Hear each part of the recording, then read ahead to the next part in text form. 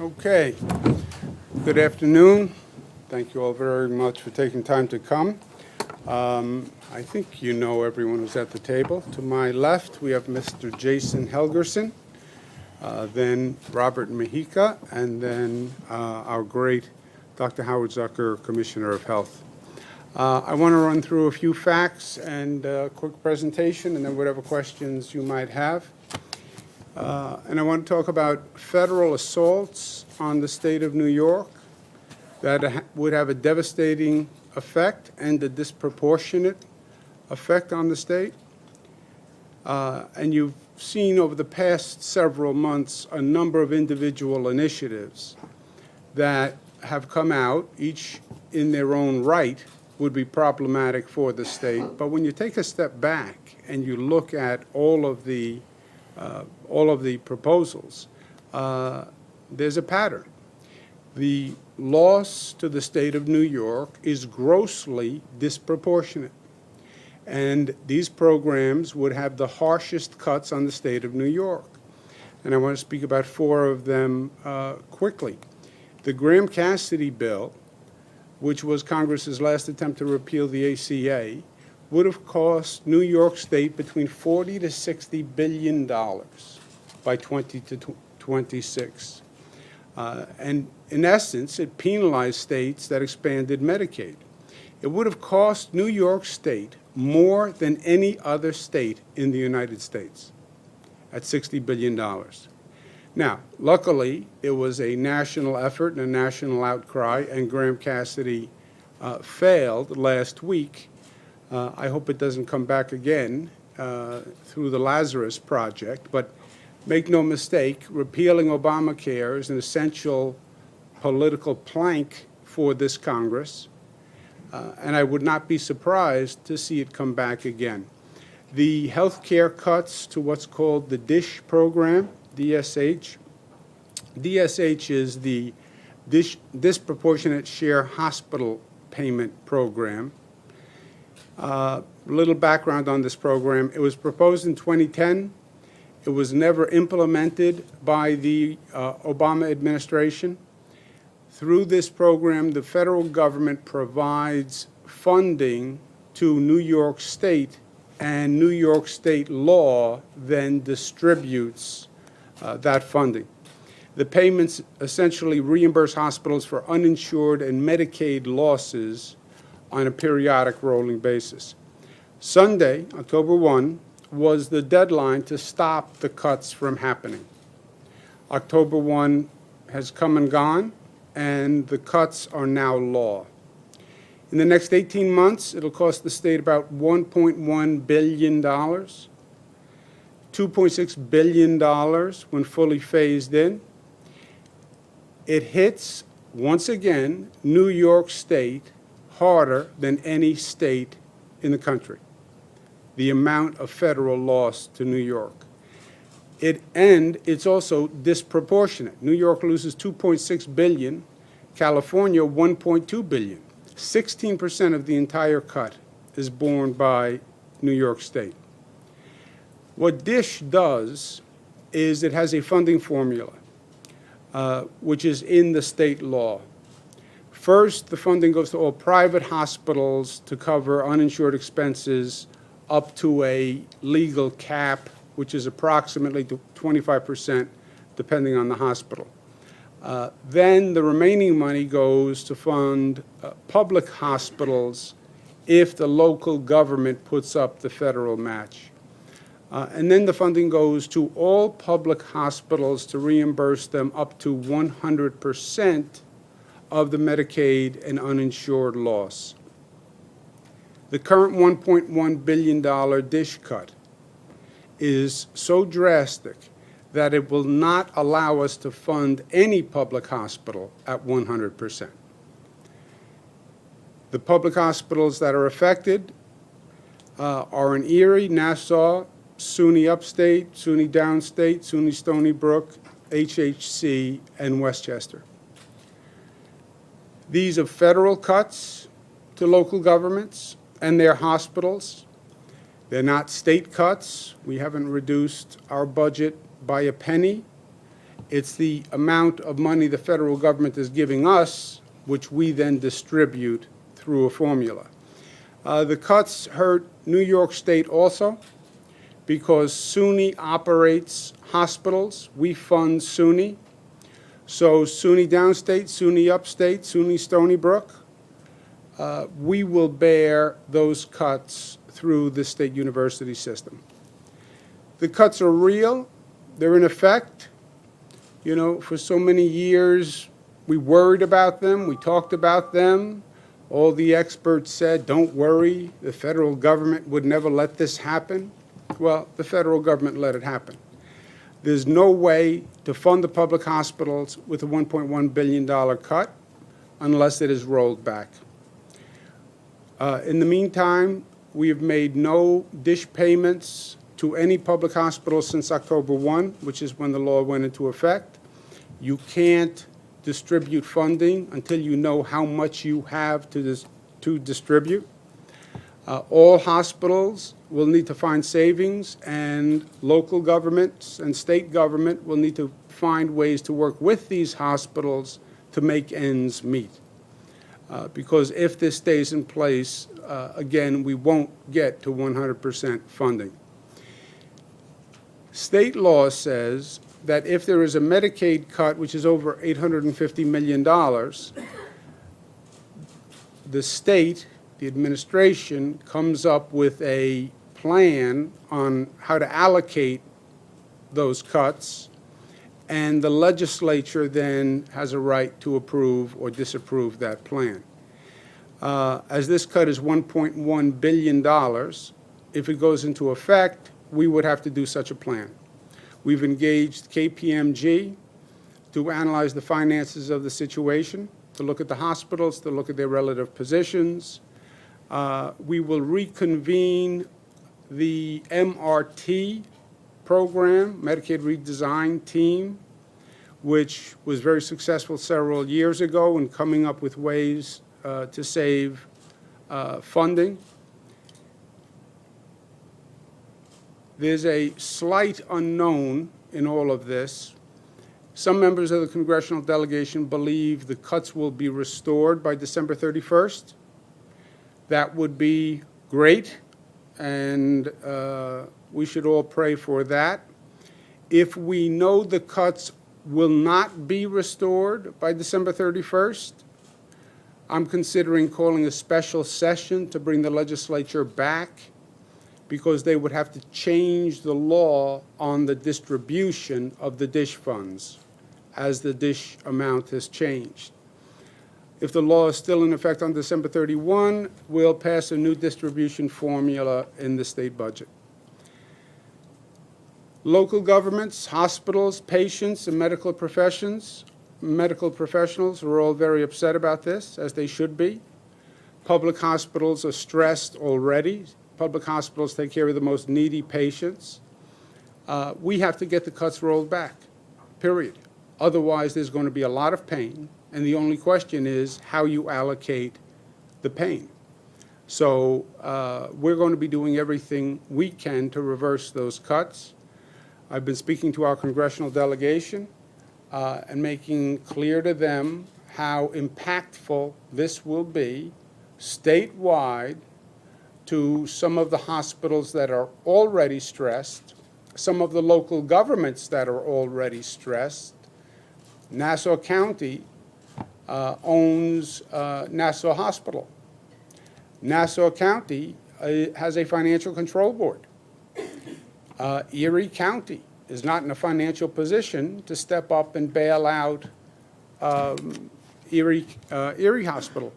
And New York State, frankly, has a $4 billion deficit. We're not in a position to step up and bail out SUNY Upstate, SUNY Downstate, and SUNY Stony Brook. Third is healthcare cuts to what's called the CHIP program. I believe this is the most significant health issue for the people of our state, and it is the federal government assaulting literally the children of this state. 1990, the state of New York, under a governor named Cuomo, came up with an innovative program called the Child Health Plus program, first of its kind in the nation, where the state insured financially needy children. 1997, President Bill Clinton took the program national, and it's now called the CHIP program, Child Health Insurance Program. CHIP insures children in families with incomes up to 400% of the poverty level, covering those who are not eligible for Medicaid. Eligibility is up to 18 years old. 330,000 children are insured in the state of New York through the CHIP program. Total cost of CHIP is $1.2 billion. On October 1, CHIP ended, the same day that the DISH program ended. States are starting to unravel their CHIP programs. So Minnesota, Utah, Nevada, they believe this is a fait accompli, and they are unwinding their CHIP program. If we aborted our CHIP program, that's 330,000 children without any medical coverage. On the other hand, if New York continues it, it would cost the state $1 billion to continue CHIP without any financial assistance from the feds. That is on top of all the other cuts that they're trying to impose. Informed sources say even if it's renewed, they will probably reduce the amount of reimbursement under CHIP, which would be a problem. The CHIP cut is actually worse than the DISH cut.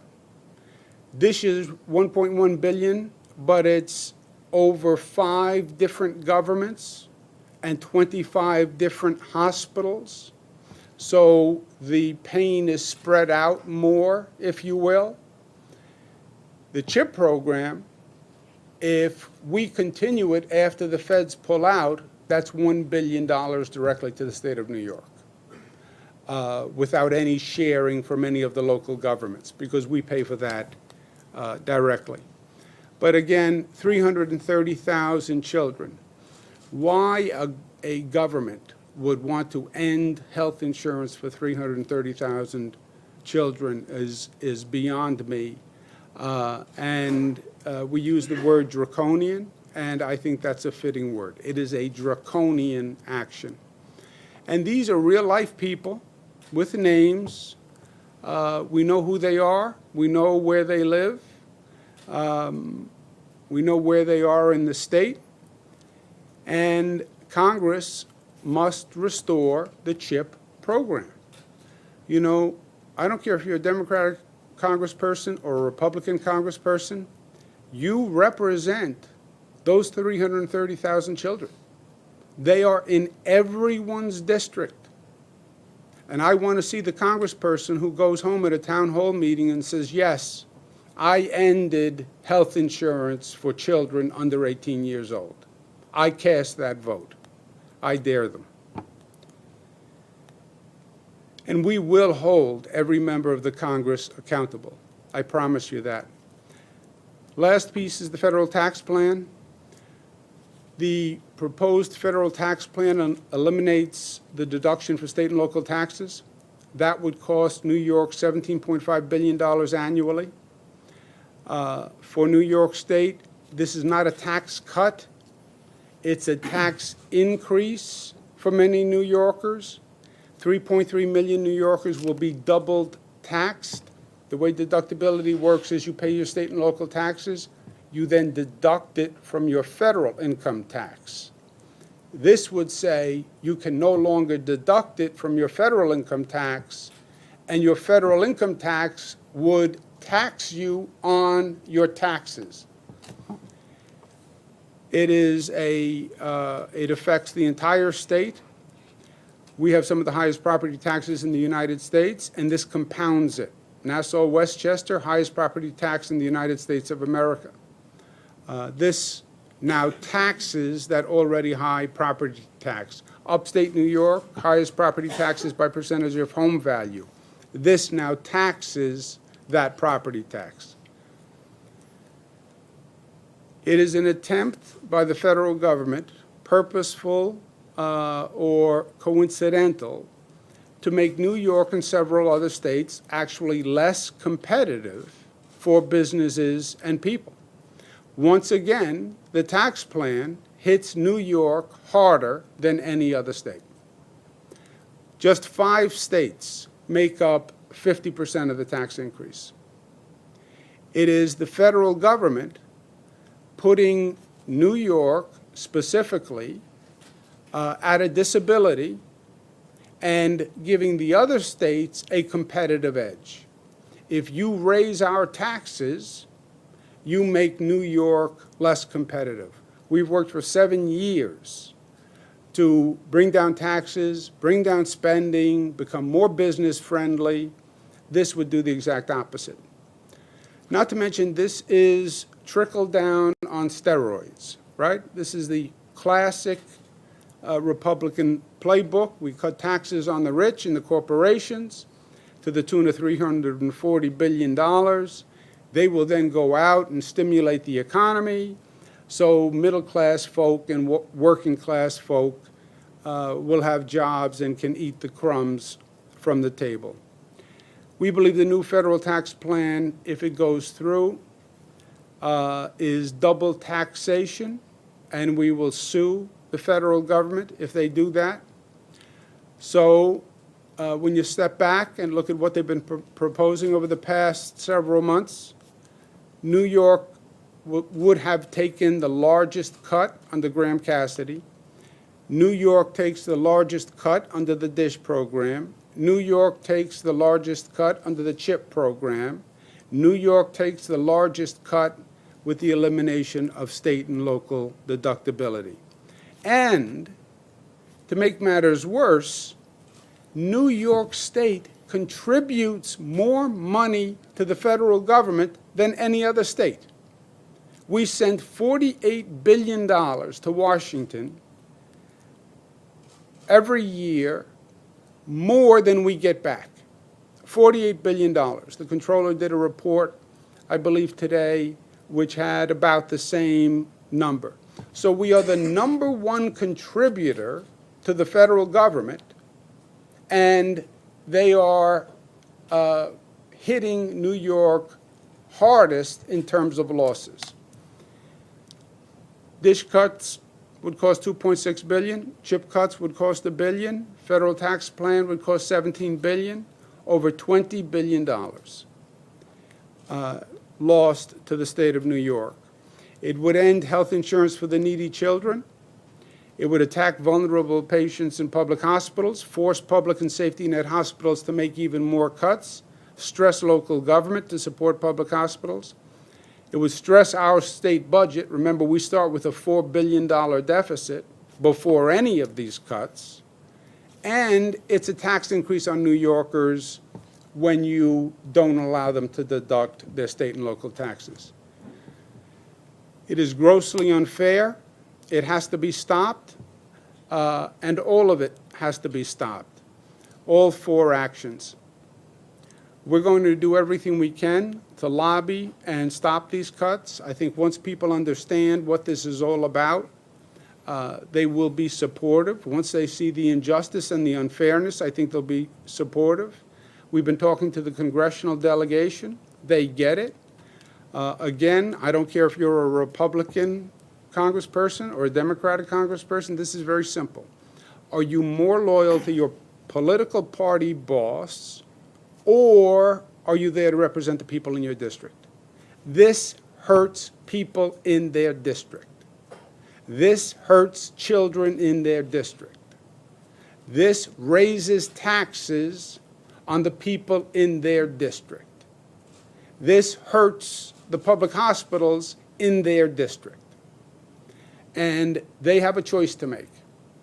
And I understand there's a party discipline among the Republican extreme conservatives. Well, either you vote with the party boss or you vote with the people who elected you. It's that simple. We will sue on the deductibility provision if it stays in.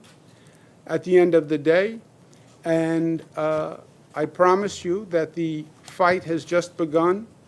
We're not going to allow this state to be attacked and assaulted grossly and unfairly.